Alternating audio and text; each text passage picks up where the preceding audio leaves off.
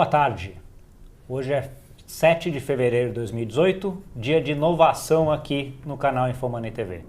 Temos hoje a estreia do programa F5, um programa que vai trazer convidados para discutirmos comigo e com o Arthur todas as inovações que estão afetando as nossas vidas, os nossos trabalhos e a nossa empresa.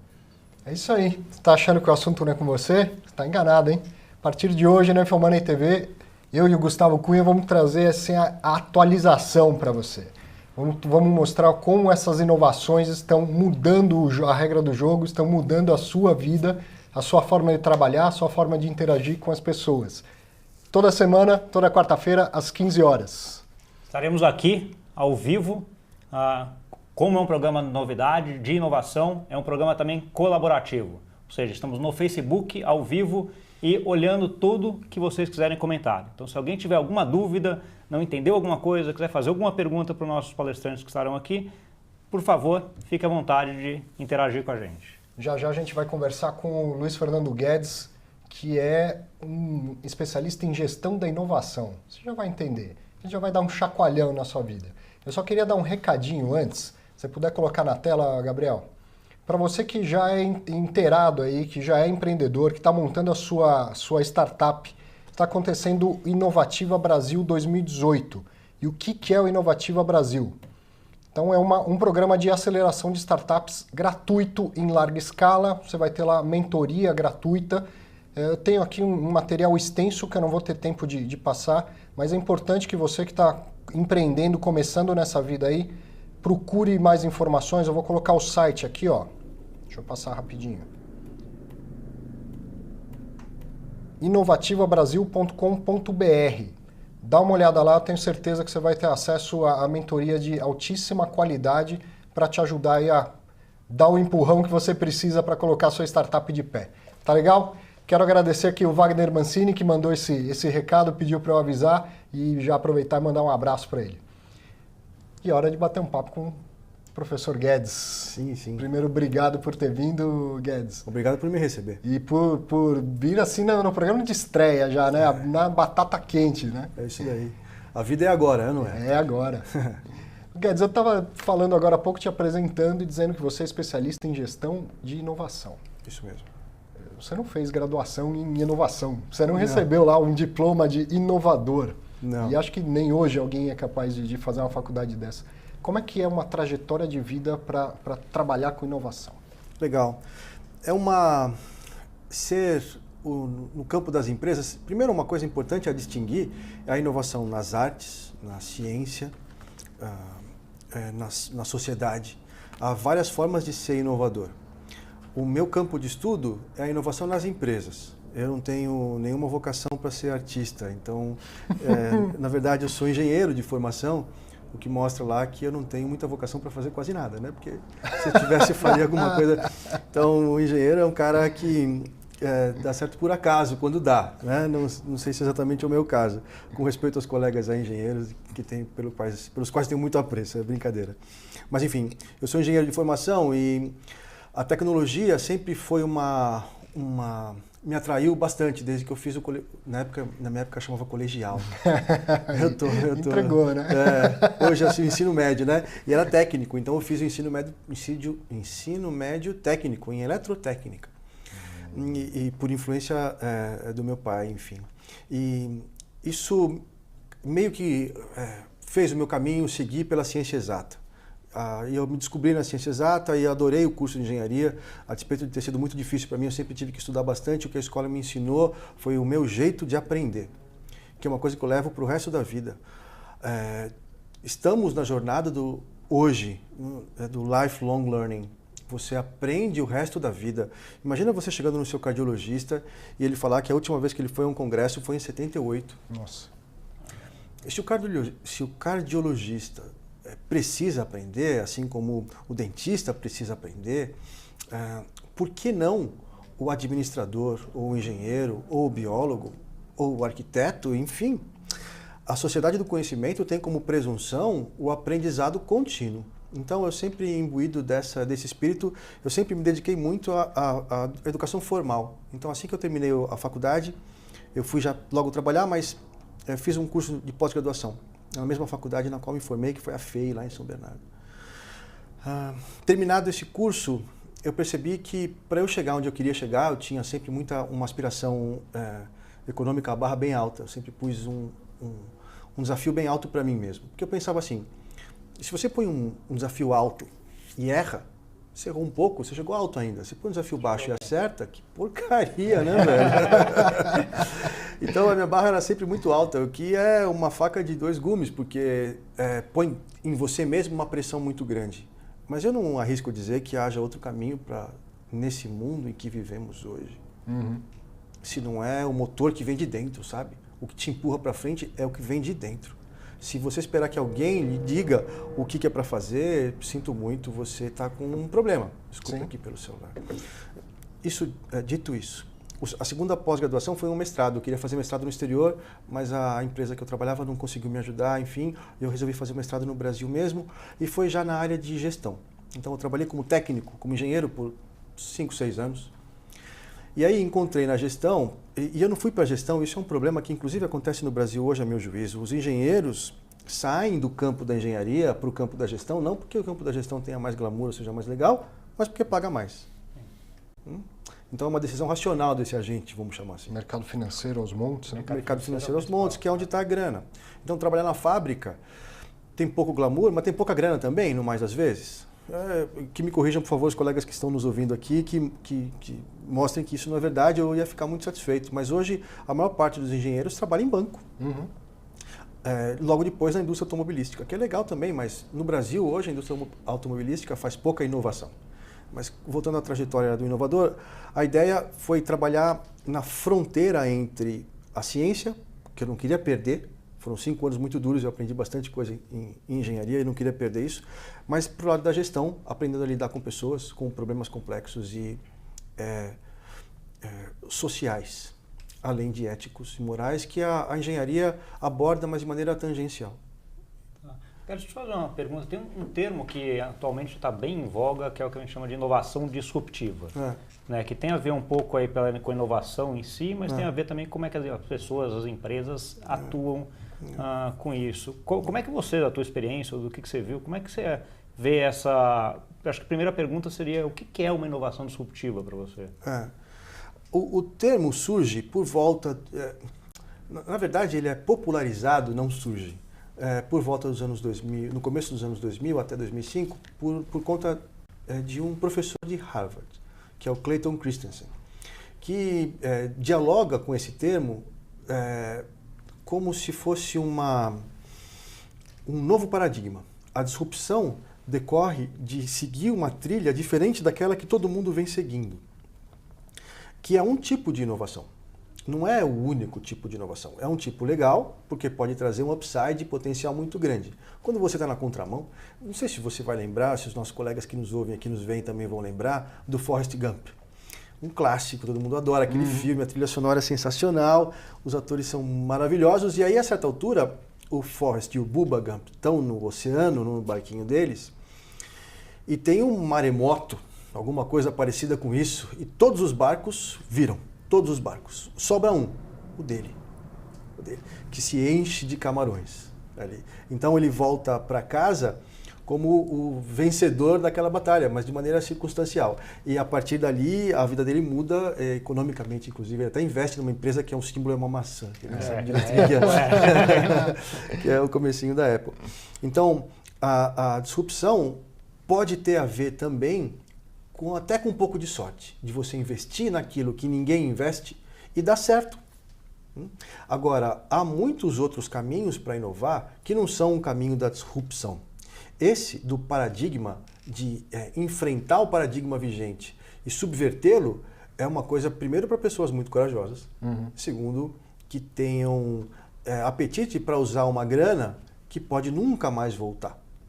Quando a gente vê o camelô que deu certo, você fala assim, pô, camelô é um negócio legal. Mas a gente não vê o camelô que deu errado. Né? Que, diga de passagem, é a maioria. É uma maioria silenciosa. Então, quando a gente vê um cara que seguiu na contramão e deu certo, dá a impressão que... Então, eu tenho um amigo que fala que, com todo respeito a quem assiste o jornal, ele não assiste o jornal. Eu perguntei para ele por que faz isso. Ele falou, porque o jornal trata de exceção, não de regra. A gente está vendo um monte de prédios aqui no nosso fundo. Não vira notícia falar, esse prédio está em pé. Sim. Não vem aqui. a turma filmar e falar, olha como esse prédio está em pé. O viaduto que cai é notícia o dia inteiro. Se o prédio cai no Sri Lanka, a gente fica sabendo no mesmo minuto. Então, a notícia é a exceção. Só que se você é bombardeado por exceções o tempo todo, dá a impressão que a exceção É a regra. normal. é a regra. Então, isso é um perigo. Então, um dos trabalhos do inovador é ficar ligado e tentar discernir o que é ruído do que é informação. Comprar informação, como vocês sabem muito bem, porque vocês operam nesse ambiente, comprar informação não dá com nada. A gente precisa comprar ruído. E do ruído tirar a informação que ninguém tem. A inovação é uma corrida de obstáculos, e não contra o relógio, mas contra quem corre junto com você.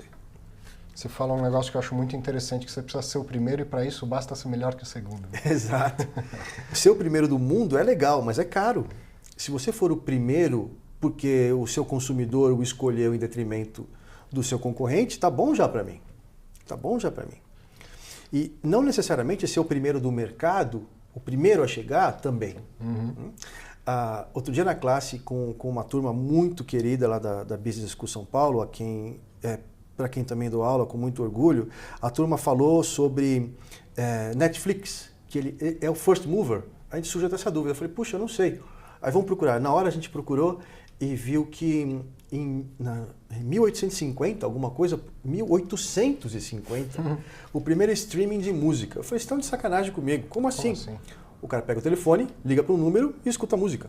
Caramba. 24/7. Mas que louco que é isso, velho? Que louco que é isso? Que empresa que é essa? Ninguém sabe. Foi a primeira, e daí? Ser o primeiro não tem nenhum compromisso com o seu vencedor. Exato. Sony foi primeiro, GM foi primeira. Kodak é o caso clássico, né? Que foi primeiro e que inventou a máquina digital. Inventou e fez questão de não contar para ninguém. Protegendo o seu modelo de negócio, o que é um riscaço, né? E ela virou exemplo, coitada. Exatamente. Então, e aí a gente estava falando aqui na abertura, você acha que a inovação não é com você, você está enganado, né? A inovação em si não é uma novidade, mas ela vem acelerando, né? Por que todo mundo devia se interessar pelo tema de inovações? Não há sucesso econômico para uma empresa que não tenha inovação no seu núcleo. E eu falo isso não porque seja uma opinião. Há evidência estatística disso. Depois meus dados ficam aqui, os colegas que quiserem interagir comigo para depois a gente abordar isso de maneira um pouco mais científica, vamos dizer assim, eu terei prazer em fazer isso. Há evidência científica robusta que a inovação é o único caminho para se manter o que um autor americano chamou de zona de lucro. A zona de lucro é aquela que traz lucro econômico para a companhia. Abatidos todos os custos, abatidas todas as despesas e os investimentos para o ano seguinte, inclusive a distribuição de lucro para os acionistas e sócios, o que sobra de grana, se sobrar, é com essa grana, que chama lucro econômico, é com essa grana que a gente inova. Só que corre o risco de dar aquela referência circular lá no Excel, porque essa grana só se ofere por meio de inovação. Então, para você ter grana para inovar, você precisa ser inovador. Se você não for inovador, você não tem grana para inovar, por isso que o pequeno e médio no Brasil sofre desse jeito, porque está sempre com água por aqui. O cara trabalha para pagar imposto. Depois trabalha para pagar as contas. E mais os processos trabalhistas que eventualmente vem a ter, porque a nossa legislação pelo menos era, né? Talvez isso tenha mudado agora. Também põe uma pressão danada nele ou nela, de modo que sobra pouca grana para testar. O pequeno empresário é muito... eu vejo o pequeno empresário brasileiro muito engajado, mas ele inova mais ele empreende muito mais por necessidade do que por vocação. Sim. O que é muito diferente, por exemplo, no Japão. Lá, 8 em cada 10 empreendem por vocação. O cara quer, a menina quer fazer aquilo porque ela é boa em fazer aquilo, seja lá aquilo o que for. Não há, respondendo objetivamente a sua pergunta, que é muito boa, não tem solução possível, Arthur, em oferir lucro que não seja por meio da inovação pelo seguinte: todo mundo inova. E como essa é uma corrida, se você não inova por alguma razão, é como se todo mundo tivesse parado e você andando para trás. Porque é relativo o movimento. Então, é como se a escada rolante, eu vi essa uma definição parecida com essa com o professor Delfim Neto, que eu achei muito apropriada. É como se fosse uma escada rolante contrária ao movimento. Então, se você ficar parado, você está indo para trás, para trás. Só para se manter no mesmo ritmo que o outro, você precisa. Agora, você quer sair na frente? Você tem que ser mais. Putz, grilo. Dá trabalho. Dá trabalho. Né, Dá trabalho, é caro, é arriscado, porque parado na escada rolante é seguro. É seguro. Até que você capote para trás, porque você não percebeu. E a gente vê empresas capotando aí. Os taxistas, no mundo inteiro, quando chegou o Uber, não estou nem falando aqui de São Paulo, de Londrina ou do Rio de Janeiro, no mundo. Em Paris, os caras viraram um carro de ponta cabeça, tacaram fogo. Que é uma reedição dos luditas lá, dos ingleses, que entram na fábrica à noite para quebrar o tear mecânico, porque o cara era um tecelão e agora o tear mecânico vai acabar com o meu trampo. Ou seja, não adianta lutar com isso, ou você se atualiza junto ou tá fora, né? Porque não tem, a inovação vai vir de qualquer forma, né? A questão de como é que você se adapta em relação a ela. Deixa eu aproveitar e pegar assim, dá pra gente um exemplo prático de alguma empresa, alguma tecnologia que mudou bastante, que foi o que mais mudou, que está mudando bastante na nossa vida, nosso emprego, que você vê. Eu só vou pegar o gancho de um segundo aqui, se a gente não se adaptar, você falou. Adaptar-se é sensacional. Adaptar-se foi a palavra do século XX para mim, adaptação. Mas como paradigma para o século XXI das empresas, eu acho que é pouco. Porque adaptar-se significa tudo mudou e agora eu vou tentar me adaptar. Se der tudo certo, eu estou igual. Putz! Agora você tem que fazer parte da mudança antes, né? Você tem que ser parte da mudança. Então, a meu juízo, a palavra, uma pelo menos, você aqui, uma palavra importante seria protagonismo. A empresa moderna é a empresa protagonista, não só em criar produtos e serviços novos, hoje. É ser protagonista socialmente responsável, ambientalmente segura. Posso pegar um gancho do que você falou? Um gancho do gancho. Um gancho do gancho, aí com a parte que você falou da Kodak, que tem que segurar. Eu acho que isso associado à colaboração, que é uma coisa que hoje é uma coisa bastante importante, né? Então você tem que ser protagonista e tem que estar aberto a colaborar, porque você não tem toda a informação, não tem todo o conhecimento, né? Acho que isso é que é a toada aí que a gente vai ter para frente, né, Guedes? A Procter & Gamble, que é uma das maiores empresas do mundo e tem o nosso respeito e admiração por qualquer lado que olhe, tem um programa de inovação aberta, Open Innovation, lá o nome que o Chesbrough deu, professor americano, já há 2 décadas. E o programa chama Connect and Develop, que é exatamente isso. Metade dos produtos tem que vir de fora. E um dos pilares é esse. Nem todo mundo que é mais inteligente do mundo trabalha para mim. Não interessa que empresa você seja, tá certo? Se é a NASA, se é o LinkedIn, o Facebook, o Google, não interessa. Você falava de uma empresa que está mudando o mundo. Eu tive a sorte e o privilégio de trabalhar no Google. Para mim foi uma escola, deixei grandes amigos lá. Muitos amigos que estavam lá saíram, mas continuam pessoas que eu aprendi a respeitar e gostar muito. Entre elas o Júlio Zaghini, a quem eu mando um abraço saudoso, faz tempo que não nos encontramos. O Google está mudando o mundo. E ele foi o 21º, 22º mecanismo de busca a entrar no mercado. Eu que sou velho, vocês são muito novos, vocês não vão lembrar. Eu lembro do Alta Vista. Alta Vista. Alta Vista. O KD. Ask Jeeves. São caras que existiam e o Yahoo e que sumiram do mapa. Tá certo? Alguns, né? Outros foram, se juntaram, etc e tal, mas enfim. Bom, enfim, o Google foi o 20º, não sei o que, a entrar no mercado e entrou com uma proposta diferente. A proposta da página não tem nada, tem 2 botões. E a gente só clica em um, falar nisso, né? A gente nunca clica no estou com sorte. Não sei porque, acho que a gente acha que a gente não tem sorte, talvez. Agora você me deu até uma dica, eu vou até ver, porque eu nem sei o que é aquilo. Eu nunca cliquei. Eu também não, cara. Dar uma olhada mas o estou com sorte, ele te leva para o primeiro resultado da página. Ah, tá bom. Eu acho também, porque eu nunca cliquei. Depois a gente testa. Mas você veja que o Google faz mais de 90% da sua receita com propaganda, né? Sim. Propaganda. Que não é nada tão novo, né? É o que toda a mídia fez para ganhar dinheiro a vida inteira. Eu acho que é mais ainda, ele vende palavras, né? Que é um negócio assim... incrível, do outro mundo, né? Do outro mundo. E talvez o Larry e o Sergey dormindo de hoje para amanhã vão ganhar mais dinheiro do que nós 3 juntos vamos ganhar na nossa vida. Tá certo? Então ele descobriu uma fábrica de fazer dinheiro que é um negócio impressionante. E podia sentar em cima dessa fábrica e ficar lá para sempre. Mas o cara está fazendo um carro que dirige sozinho, está fazendo um balão que fica na ionosfera e joga sinal de internet para quem não tem. Ele está fazendo um óculos que projeta na tela as informações a respeito de quem chega, que inclusive tem coisas que dão certo, tem outras coisas que não dão certo, etc. e tal, mas é uma empresa que não para de inovar. Essa é, a meu juízo, a característica de uma empresa de verdade inovadora, como é a 3M, como é a IBM. E não a obrigatoriamente aqui no Brasil, na mesma a Embraer, linha, né? Ela está diversificando coisas que às vezes não tem nada a ver com o que ela começou, né? Um negócio, essa parte importante. Buscando trazer impacto social dos seus produtos e com isso fazer dinheiro. Não tem problema nenhum. A gente, por vezes aqui no Brasil, associa fazer dinheiro com coisa ruim. Né? Sem lucro nada para de pé. Nenhuma ONG. Nenhuma ONG. Precisa ter, nem que seja para reinvestir, mas enfim, oferir lucro de maneira ética e legal é absolutamente necessário, desejável para um país. E distribuir, eventualmente, parte desse lucro e tal. Se eu tivesse mais tempo aqui, eu explicaria como o Google deixa dinheiro na mesa nos leilões.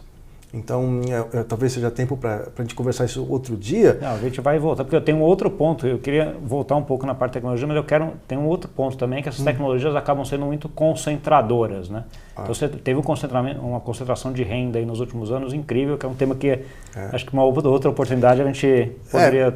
Só em 10 segundos. Google e Facebook concentram, sei lá, quanto por cento do marketing digital do mundo hoje? Imagino que é um negócio. É um negócio absurdo, deve chegar à casa dos 80%. Estou aqui chutando, não sei exatamente, então me perdoem se eu estiver muito errado, mas é um número muito grande. Se você quiser anunciar, tira Google e Facebook. Você está anunciando para quem, né? Você tem o LinkedIn, que é legal, mas o Instagram é Facebook. O LinkedIn, que é Microsoft hoje, etc. e tal, mas você vê que a participação deles, sem nenhum juízo de valor, é pequena, né? Comparada com esses dois gigantes. Então, sem dúvida, um dos problemas da tecnologia dominadora é essa concentração. O que dá muito poder para uma empresa, o que, do seu ponto de vista social, eu não sou socialista, mas é uma coisa que me preocupa. Me preocupa também o legislador americano, por exemplo, quando divide a AT&T, por exemplo, nos Estados Unidos, onde detinha o monopólio das telecomunicações, que naquela altura telecomunicações era uma coisa importante, pacas, hoje não tanto. Hoje virou meio, né? O que está sob é o que é mais importante. Mas fala para dividir a AT&T, que tem que dividir e hoje em dia ninguém mais faz isso. Você tem um economista italiano que é radicado nos Estados Unidos que se chama Luigi Zingales. Eu recomendo muito a obra dele. E os papers mais recentes, ele fala que acabou o antitrust nos Estados Unidos. Então ele fala dessa concentração entre Google e Facebook. Tá? Antigamente isso não acontecia. Lembra aí, quem é do tempo do Guedes, não muito do meu, vai lembrar que a Microsoft teve processos gigantescos por causa do Internet Explorer, que já vinha instalado no seu computador. E perdeu, principalmente na Europa, teve que pagar milhões ou bilhões, não me lembro, e ainda dar a opção de... Ou seja, havia uma força antitrust. Hoje em dia não tem mais. Né? Não se vê isso nos Estados Unidos. Os monopólios são cada vez maiores, né? A ponto de ter Google e Facebook, e eles... encampando as inovações para dentro. Né? O primeiro cara que aparece com algo diferente, ele vai lá e compra. Quem é que surge, que consegue concorrer com Google e Facebook? Eles têm dinheiro infinito. Né? Para todos os efeitos práticos, é infinito. E quem resiste a dinheiro infinito? Nelson Rodrigues fala que dinheiro compra até amor verdadeiro. A gente duvida disso, mas quer dizer... com dinheiro infinito ninguém resiste a eles. Então, outro dia um garoto me perguntou na classe lá na FIA se eu achava que ia surgir numa garagem qualquer um novo Google. E a minha resposta categórica foi não. Não tem como surgir um novo Google na garagem, porque se surgir o Google vai lá, compra a garagem, a casa, compra o bairro. Depende do país. Quer dizer, tem muita gente inovando e está sendo encampada por esses grandes. Ele vai até um certo tamanho e depois alguém compra. O que aconteceu com o YouTube, o que aconteceu com o Instagram, o Android. O Android eram empresas. E mesmo a Microsoft, o Word, Excel e PowerPoint foram desenvolvidos por 3 empresas diferentes. Você vê que a interface deles até hoje ainda é um pouquinho diferente. Tem algumas coisinhas que eles tentam, e olha quanta gente boa trabalhando nisso tem para tornar igual. Mas são 3 produtos diferentes que foram encapsulados dentro, abaixo do mesmo guarda-chuva. Então, o que não tem problema, teoricamente, porque o capitalismo também vive de M&A. A turma de M&A precisa viver também. Não tem problema nenhum comprar empresas. A gente conversava ontem, inclusive, sobre IoT, né? E a Intel Capital comprou 3 dezenas de empresas no ano passado, só de IoT. E isso é ótimo para quem vende. E certamente para quem compra também, porque senão o cara não compraria, porque eles são bem dos espertos. Você tocou nesse assunto do IoT, que é a internet das coisas, né? E ao longo das próximas semanas nesse programa a gente vai falar muito disso, né, Gustavo? Inteligência artificial, blockchain, né? Essas mudanças todas cada vez mais rápido e chegam a assustar um pouco as pessoas, né? E eu queria até emendar um pouco, porque assim, IoT especificamente, ele está entrando, antes era uma coisa mais de fábrica, agora está vindo um pouco para nossa casa também, né? Opa. E com várias iniciativas, o próprio Google, a Amazon, a Apple, etc. É uma coisa que a gente acha que está longe ainda, mas já está aqui, né? Quer dizer, é uma coisa que está... A vida é conectada, né? A vida atual. A vida futura, putz, mais ainda. A McKinsey tem um estudo que fala que na sua casa, em 2020, vai ter mais de 500 objetos conectados. Eu tenho um aqui, por exemplo, que é um relógio. Mas podia ser um marca-passo, que o meu médico saberia como é que está a minha situação do dia a dia. Assim como se eu durmo com o relógio já tem está conectado com o celular, que eventualmente está conectado com o meu médico, que fala que eu estou dormindo bem ou estou dormindo mal, que eu devia tomar isso antes de dormir, eu devia desligar o computador 2 horas antes de dormir, ou seja lá o que for. A conectividade tem a aspiração de tornar a nossa vida melhor. Só que como toda inovação, isso é legal pensar, você que nos ouve e que nos assiste, pensar sobre isso para ver se também faz sentido para você. Não tem problema resolvido que não traga um outro problema junto. A inovação é uma moeda de 2 faces, sempre é. Há de se ver se o problema que resolve, se o problema que cria não é maior do que o problema que resolve, tá certo? Aí não dá payback. Os efeitos colaterais. Mas tem efeito colateral, assim como o remédio. Não tem remédio sem efeito colateral. Você fala, não percebi. Não quer dizer nada, né? Talvez seja perda de memória, efeito colateral.